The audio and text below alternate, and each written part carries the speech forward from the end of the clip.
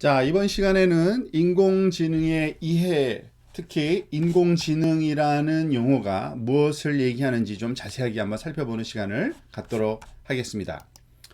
인공지능이라는 용어는 이제 여러분들 많이들 들어봤을 거예요. 영어로는 AI, Artificial Intelligence를 우리나라 말로 번역한 거죠. 일단 정의를 한번 우리 내려볼까요?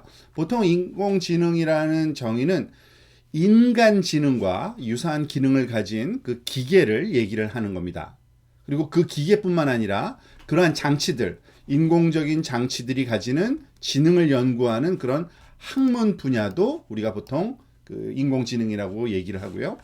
보통 우리가 인공지능은 그 어디에 활용됐는지 생각을 해보면 따라야 할 그 규칙들, 어떠한 단계와 어떠한 자료들을 우리가 활용을 해야 되는데 그런 거 설명하기가 너무 어려운 그러한 인지 능력을 디지털화, 다시 말해서 프로그래밍을 하는데 매우 유용한 그런 학문 분야라고 우리가 얘기를 할 수 있습니다.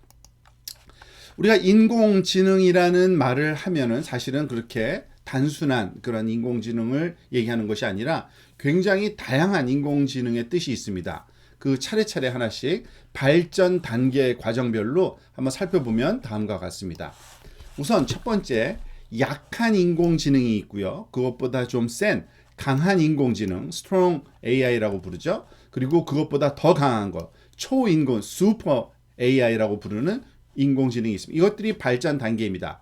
사실은 또 다른 용어가 있기 때문에 우리가 많이 혼용돼서 쓰기 때문에 그 용어를 좀 잘 알 필요가 있는데요. 보통 weak AI, 약한 인공지능이라고 하면 다른 말로 narrow AI라고도 얘기를 합니다. 그래서 ANI라고 약자로 쓰고요. 협의의 인공지능, 좁은 의미의 인공지능을 얘기합니다. 그것이 발전된 단계가 바로 강한 인공지능이라고 부르는 건데요. strong AI, 영어로 AGI, 보통 이것을 범용 인공지능이라고 하기 때문에 General AI의 약자로 우리가 범용 인공지능이라고 보통 번역을 합니다. 이런 범용 인공지능은 사람과 거의 유사한 지능을 갖게 되는 단계를 얘기하고요. 그것들이 더 발전하게 되면은 초인공지능, 즉 Super AI라고 우리가 부르는, 영어로는 ASI라는 이런 약자로 우리가 보통 얘기를 하는 지능입니다. 그것들이 각각 무엇을 의미하는지를 좀 차근차근 하나씩 살펴보도록 하겠습니다. 먼저 도표를 가지고 우리가 한번 살펴보도록 합시다. 자, 현재의 상태가 바로 weak AI입니다. 즉 현재가 약한 인공지능의 상태 단계라고 볼 수 있습니다. 이런 그 약한 인공지능 단계에서는 보통 우리가 학습을 주로 한다고 보시면 되고요. 이와 같은 것을 보통 우리 머신 러닝이라고 영어로 얘기를 하죠. 주로 많이 활용되는 기술이 기계적인 학습을 하는 그런 것을 약한 인공지능이라고 부르고, 그것이 발전된 단계가 강한 인공지능, strong AI라고 부르는데, 그 단계는 머신 인텔리전스라고, 이제 이 머신이 지능을 갖게 된다고 우리가 보통 얘기를 하고요. 그 단계에서는 학습 단계라기보다는 이해 단계라고 우리가 얘기하는 것이 훨씬 더 낫습니다. 그리고 그것이 더 발전한 단계가 슈퍼 AI, 초인공지능이라는 단계인데, 그때부터는 그 머신 consciousness가 우리가 이루어졌다고 보고, 머신 자체가 자각을 하는 겁니다. 자기가 어떠한 존재인지를 알게 되는 거죠. 그러한 단계를 슈퍼 인공지능이라고 얘기를 합니다. 그런데 여기서 강조하고 싶은 것은 이러한 다양한 단계의 그리고 다양한 수준의 인공지능이 있습니다만, 우리가 요즘에 얘기하고 있는 것은 바로 weak AI, 즉 학습 단계, 머신 러닝으로 구현된 인공지능을 우리가 말하고 있다는 것을 여러분들이 알고 있는 것이 중요합니다. 자, 그러면 하나씩 그것의 특징을 좀 더 자세하게 살펴보도록 합시다. 우선 초지능을 한번 살펴보도록 하겠습니다. 자, 초지능, 슈퍼 인텔리전스라고 부르는 건요, 기계의 인지 능력이 인간의 능력을 능가하는 상태를 보통 상징을 합니다. 즉 인간보다 훨씬 나은 거죠. 그것은 거의 모든 관심 영역에서 인간의 인지 능력을 크게 능가하는 지능을 가진 어떤 유기체를 상징적으로 우리가 얘기하는데요. 일부 연구자들에 의하면 미래의 특정 시점에서는 분명히 기계가 인간보다 더 똑똑해질 거라고 예측을 하고 있습니다. 그리고 그 시점이 당연히 사람마다 다릅니다. 연구자마다 다르긴 한데요. 보통 2050년에서 2100년 사이, 그러니까 앞으로 30년 이후에서 80년까지, 그죠? 굉장히 좀 넓은 폭으로 예측 그 기간을 잡고 있는데, 어쨌든 그때쯤 되면은 이런 것이 가능할 거라고 많이들 얘기를 하고 있습니다. 그런데 다시 말해서 또 이런 상태에 도달하지 않을 거라고 주장하는 연구자는 거의 없습니다. 그런 거 보면은 굉장히 가능한 현실이 그 미래인가 봅니다. 그런데 이 주제에 익숙한 대부분의 연구자들이 초지능에 도달할 수 있을지 없을지가 문제가 아니라 언제 도달할지 그 기간 또는 시기를 우리가 보통 문제로 많이 삼고 있다고 보시면 되고요. 앞으로의 우리가 미래라고 생각을 하시면 되겠습니다. 그런데 우리가 이와 같은 초지능을 염려하는 이유 중에 하나는 아직 도래하지도 않았음에도 불구하고 두 가지 중에 한 가지가 일어날 거라고 보는 겁니다. 아주 좋은 경우와 나쁜 경우죠. 최상의 시나리오는 그것이 도움을 주는 겁니다. 그래서 미래의 풍요 그리고 아주 평등한 그러한 사회로 이 초지능이 우리에게 도움을 줄 거라는 그런 생각을 하기도 하고요.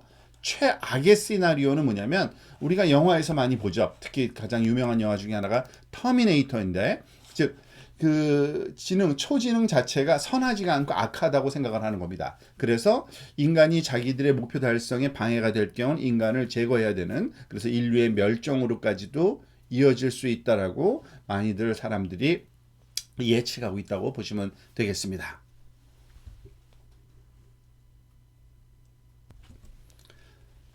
다음 그 이전 단계인 스트롱 AI, 강한 인공지능, 다른 말로 얘기하면 범용, 그러니까 여러 군데서 다 쓰일 수 있는 거죠. General AI를 얘기하는 건데요.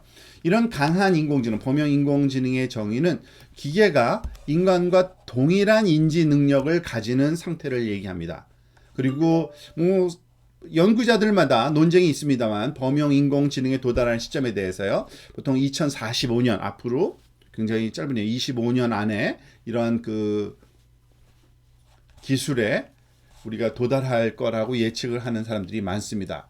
이것은 그렇게 불가능해 보이지는 않습니다.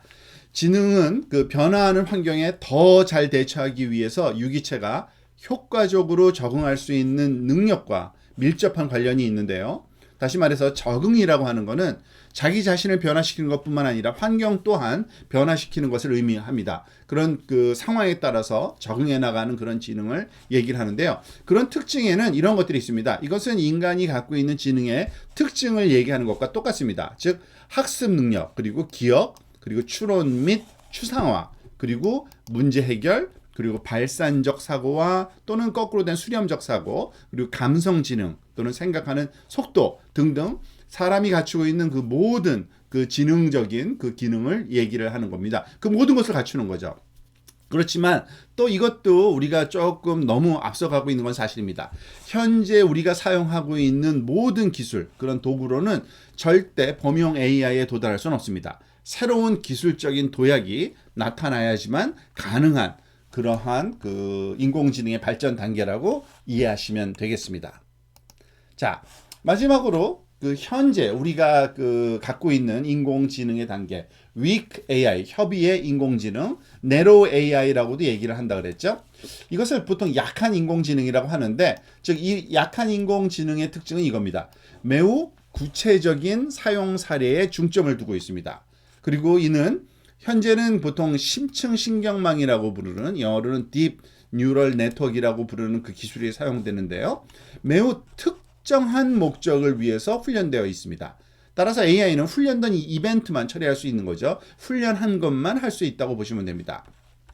다시 말해서 또 강한 AI랑은 달라서 weak AI는, 현재 AI는요, 학습 능력이 매우 제한적이라고 볼 수 있고요. 특정한 사용 사례의 경계 안에서만 학습을 할 수 있습니다. 예를 들면 음성 인식을 위한 약한 AI는 훈련된 언어와 동일한 언어의 그 새로운 그 방언을 이해하는 속도를 향상시킬 수 있지만, 다른 언어, 완전히 영어 훈련시킨 거를 다른 말하자면 국어 훈련으로 우리가 그 해야 되는 그 적용이 불가능하다는 얘기죠. 새로운 또 훈련과 새로운 입력이 필요하다는 얘기입니다. 그래서 보통 우리가 요즘에 얘기하고 있는 AI, 협의의 AI를 얘기하고 있다 그랬죠. 이런 것들은 이런 겁니다. 자연어 인식, 그리고 자연어 처리, 자율주행, 시각적 이미지 인식, 그리고 해석, 그리고 사이버 보안의 침입 탐지, 인간의 활동 인식 등등인데 이 모든 것들이 여기서 그 인공지능 발전 단계에서 봤을 때는 협의의 인공지능이지만 사실 굉장히 아주 유용하고 그 발전이 많이 됐다라는 것을 또 우리가 요즘에 실감하고 있을 겁니다. 앞에서 설명된 그 세 가지 발전 단계에 따른 분류, 약한 인공지능, 그리고 강한 인공지능, 그리고 초인공지능에 대해서 그 관계를 좀 도표로 좀 설명해 놓은 그런 그래프인데 한번 같이 살펴보도록 하겠습니다. 우리가 보통 보면은 그 사용될 수 있는 응용 범위 측면에서 이렇게 다이어그램을 한번 그려봤는데요. 가장 작은 동그라미가 협의의 인공지능, 약한 인공지능이고요. 그것이 발전돼서 그 강한 인공지능, 범용 인공지능인 General AI가 되면은 이 정도 크기의 그 많은 그런 범용이 그 응용이 늘어날 수가 있고요. 또한 그것보다 더 큰 인공지능 발전 단계인 슈퍼 인텔리전스 단계에 이르면 또 다른 훨씬 더 응용이 많게 되겠죠. 그런데 이 그래프에서 여기 나와 있는 것처럼 이와 같이 Narrow AI에서 General AI로, General AI에서 슈퍼 그 AI로 우리가 도약을 하려면 사실은 저절로 되는 것이 아니라 시간이 해결해 주는 것이 아니라 새로운 기술이 거기에 필요합니다.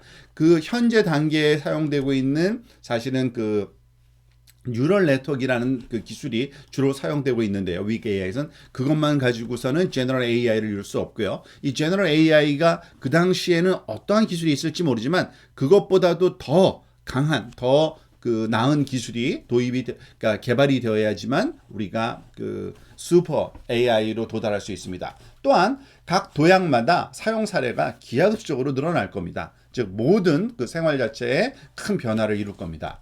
그리고 이와 같은 그 변화가 어느 정도의 속도로 일어날까 보통 그 학자들의 그 연구 결과는 수평축이 시간축이고요. 연도로 우리가 표현한 거고요. 수직축이 그 발전 단계, 지능의 그 발전 단계를 얘기하면 지금 세 단계로 나누어져 있죠. 가장 진한 그러한 그 소위 푸른색이 Narrow AI고요. 조금 연한 게 General, 그리고 조금 더 연한 게 Super AI 단계인데 지금 발전 단계는 이렇게 완만한 그래프를 그리고 있습니다. 그렇지만은 2045년도쯤에 일어나서 그 General AI에 이룰 거고 그거보다 한 15년 후에는 또 Super AI 단계로 들어설 거라고 보통 예상을 하는데 그 발전 단계가 이렇게 기하급수적인 그러한 그 급속한 발전으로 우리가 이어질 거라는 것을 우리가 보통 예측하고 있습니다. 이것이 현재 그 AI를 우리가 얘기할 때 그 세 단계와 그 세 단계가 언제쯤 이루어질지에 대한 예측이라고 우리가 이해할 수 있겠습니다.